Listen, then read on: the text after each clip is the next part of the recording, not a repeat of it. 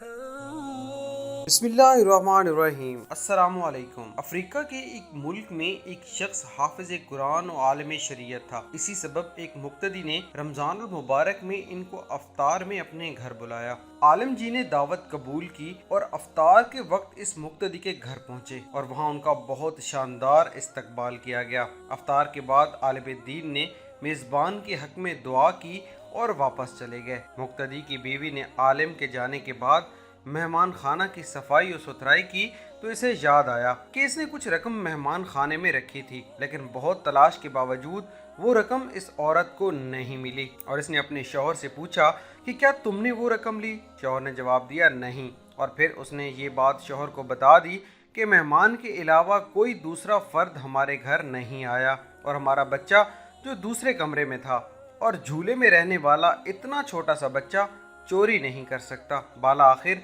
दोनों इस नतीजे पर पहुंचे कि रकम मेहमान ने चोरी की है, और ये सोचते हुए मेज़बान के गम और गुस्से की इंतहा न रही कि ऐसा कैसे हो सकता है कि हमने इतने इज्जत और एहतराम के साथ अपने घर बुलाया था, लेकिन उन्होंने ये गलत काम किया। इस शख्स को कौम के लिए नमूने अमल होना चाहिए था, न कि चोर डकैत। गम और गुस्सा के बावजूद इस शख्स ने हया के मारे इस बात को छुपा लिया, लेकिन आलिम दीन से दूर दूर रहने लगा ताकि सलाम दुआ ना करनी पड़े। इसी तरह एक साल गुजर गया और फिर रमजानुल मुबारक आ गया और लोग फिर उसी खास मोहब्बत और जोश व खरोश के साथ आलिम दीन को अपने घरों में अफ्तार के लिए बुलाने लगे। उस शख्स ने अपनी बीवी से कहा कि हमें क्या करना चाहिए। बीवी ने जवाब दिया, मौलाना साहब को घर बुलाएं, क्योंकि मुमकिन है मजबूरी के आलम में उन्होंने वो रकम उठाई हो। हम इन्हें मुआफ कर देते हैं ताकि अल्लाह भी हमें मुआफ कर दे। और फिर इस शख्स ने मौलाना साहब को इज्जत और एहतराम के साथ अपने घर अफ्तार पर बुलाया,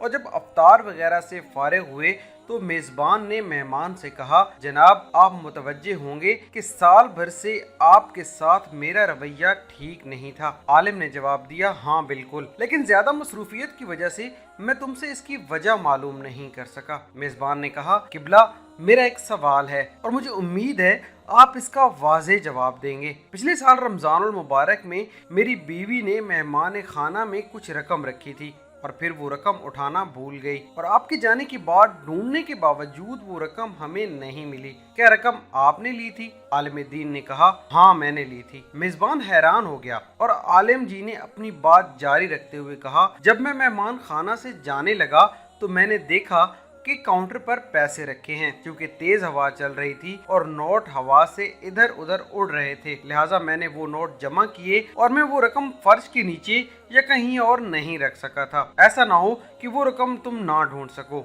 और परेशान हो जाओ। इसके बाद आलिम ने जोर से अपना सर हिलाया और ऊंची आवाज में रोना शुरू कर दिया, और फिर मेज़बान को मुखातिब करके कहा, मैं इसलिए नहीं रो रहा कि तुमने मुझ पर चोरी का इल्जाम लगाया, अगरचे ये बहुत दर्दनाक है, लेकिन मैं इसलिए रो रहा हूँ कि 365 दिन गुजर गए और तुम में से किसी ने कुरान करीम का एक सफ़ा भी नहीं पढ़ा, और अगर तुम कुरान को एक बार खोल कर देख लेती तो तुम्हें रकम कुरान में रखी मिल जाती। ये सुनकर मेज़बान बहुत तेजी से उठकर कुरान मजीद उठा लाया और जल्दी से खोला, और इसकी मुकम्मल रकम कुरान मजीद में रखी नजर आ रही थी। तो दोस्तों ये हाल है आज हमारे मुसलमानों का कि हम पूरा पूरा साल कुरान मजीद को अगर नहीं देखते और फिर शिकायत करते हैं कि हमारे हालात और हमारे मसाइल बहुत बुरे हैं। ऐसी मजीद वीडियोस के लिए आप हमारे चैनल को सब्सक्राइब कर सकते हैं और इस वीडियो को अपने दोस्तों के साथ शेयर कर सकते हैं। अल्लाह आपका हामी और नासिर हो।